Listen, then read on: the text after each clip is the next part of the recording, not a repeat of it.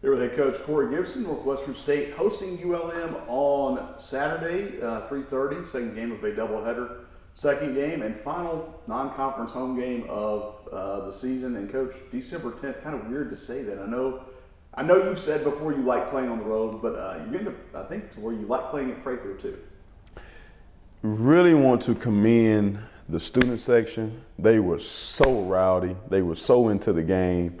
They were the sixth man of the game. Our guys really fed off of it. And then just the overall crowd. I mean, at one point in time, when the foul was caught on Big Wilmore, I mean, the crowd actually erupted. I thought the roof was going to come off the building. So, I think that's something we can build on, but I want to make sure that we commend everybody just for their energy, effort, and enthusiasm. But one thing that you've been able to build on for the last 6 games has simply been effort. And sometimes building chemistry with such a wide-rangingly new roster takes time. This team from June on has seemed locked in and committed to one another. They have come in from day one and just served, and they don't have a problem serving each other. But want to commend the players on the roster. Want to commend the staff. I mean, this is a phenomenal staff. Put this staff up against any staff in the country. And everybody just feeds off each other. I think the staff has great chemistry, I think, which infuses into the team. They see us having chemistry. So it's not hard to preach and teach serving and chemistry when they can see it coming from the top. Well, chemistry has been there. Sportly, we've talked about this several times. Your 3 captains come with you from Missouri State. They know what Corey Gipson wants. Yes, sir. They know what each other likes. Yes, sir. Sharp and Black can probably run a 2-man game, and if you have a 3-man weave with Haney in their sleep. When you fold in new pieces, and you look at a Reggie Hill the last 2 games, 30 points, big shots in the second half against ULM, big moments at Stephen F. Last week. How gratifying is it to see those guys bring him in and then to see him perform close to the level you want to see or you expect to see? Yes, Reggie is an ultra-talented player. We knew that going into it. I think in some previous segments we've talked about, the shoulders up. Reggie has started to really hone in on watching more film and paying close attention to detail. When that happens, you've heard me say before, the game becomes the matrix.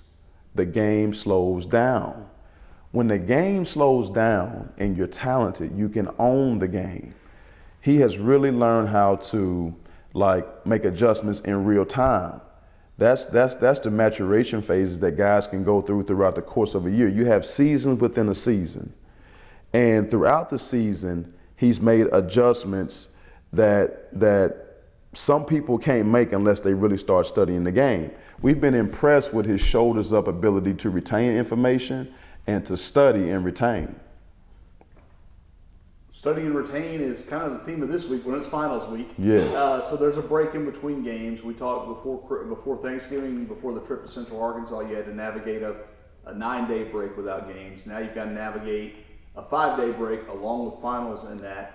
And shoulders up. You had a shoulders up day yesterday on Tuesday, and balancing that this week with the emotions that come from what happened Sunday evening when DeMarcus Sharp hit the step back jumper to beat Southern Miss. How do you balance that? And is there a part of you that would have loved to have gotten out there, say Tuesday or Wednesday, and played another game and built off what you guys have built on? This time away from playing with the lights on is good. This is finals week, so there's a lot of taxing mental preparation that goes into studying and preparing for your finals. That's just as important as a game day. That's actually a game within itself. So I think having time off away from the game allows the guys to really focus on their studies. Yesterday was more of an activation, shoulders up day. Today we'll do a lot of skill development. We try to make sure that our guys continue to grow throughout the season. It's not just about getting the outcome of the game. There's an old saying, would you rather have 2 new plays in March or 2 new players in March? Well, we believe as a staff that we can have 2 new players in March if we go about skill development the right way. You'll have a second straight Sun Belt opponent coming in here, Southern Miss this past Sunday, ULM this weekend. Do you see some, aside from maybe a talent level, which is probably similar, any similarities between USM and ULM? Both teams are extremely talented. You know, both teams have size. Both teams like to play inside out and through their post.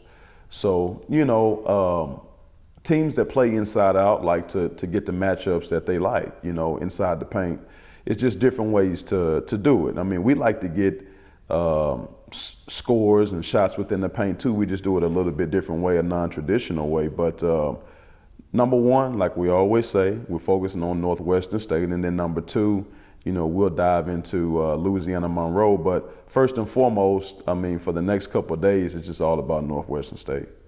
That's been the theme, and it seemed to have worked. And I think one thing that we talked with Reggie Hill about just a moment ago was not allowing this team to become complacent. It would have been easy after beating TCU to have a letdown. It would be easy after an emotional win to have a letdown. But he really credited you, and I think you probably will credit your staff and probably yourself as well, as you should, for not allowing this team to become complacent. Yes, sir. I mean, it's one day at a time. You know, we have to credit the staff and credit the players for not resting on our laurels and not getting content.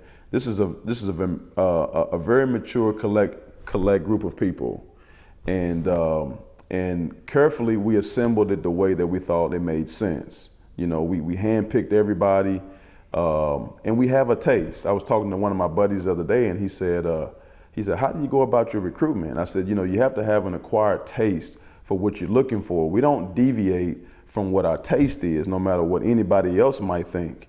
You know, we know what we're looking for. It may look different in size and shape, but there's a taste that one of our secret ingredients that we know we're looking for. So we don't deviate from that. And when you have a taste of what you're looking for, you just about know what you're going to get on a daily basis.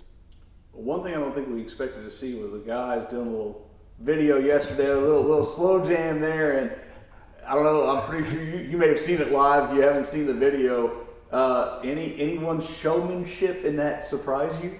No, you know, we're together behind closed doors, so, you know, we know what guys have their personality. They just make sure that they, you know, they put the mask on in the public, but man, we got some guys, there's some comedians behind closed doors now, but they did it right after our activation yesterday, and during the activation we had some slow music playing, and see what you have is, you know, these guys, they grow up and they have parents and grandparents, and they hear that music when mom or grandma or somebody's cleaning the house, so they know all the lyrics. And so they were jamming during that activation yesterday, and it was good to see them feel good and vibe, and that was just our Turn Up Tuesday, you know, sending out good vibes for finals. Well, I wish we didn't get a photo of it. I'm really sad we didn't. But Isaac Haney's suit on Sunday, do you know where it came from? And B, do you ever see Corey Gipson out there in a purple suit and an orange bow tie on the sideline?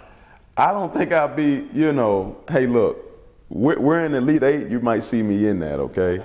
But Isaac Haney is a unique dude, okay? He is a unique cat. There's been times where he has FaceTimed me and he's in a suit shop somewhere and he's asking me what I think about it, okay? I generally keep that a secret between me and him, but since you brought it up, yes, I've seen him in the dressing room trying on suits, so I'm not surprised that he wore it to game day. I'm just surprised he hadn't brought out this hard hat now. Before the season started, he had mentioned wearing this hard hat to games, but maybe he doesn't have it yet, or maybe he's holding on to it for something else. But wait till you see him in this hard hat. Well, Haney's got too good a hair to hide under the hard hat. He's not like me. He's got a good set of hair there. So yeah, that's it. Look good, play good. He does, man. But he's a fierce human being, man. I can tell you that. And you know, you want Isaac Haney's in your program. Coach, thanks so much. Hey, thank you, man.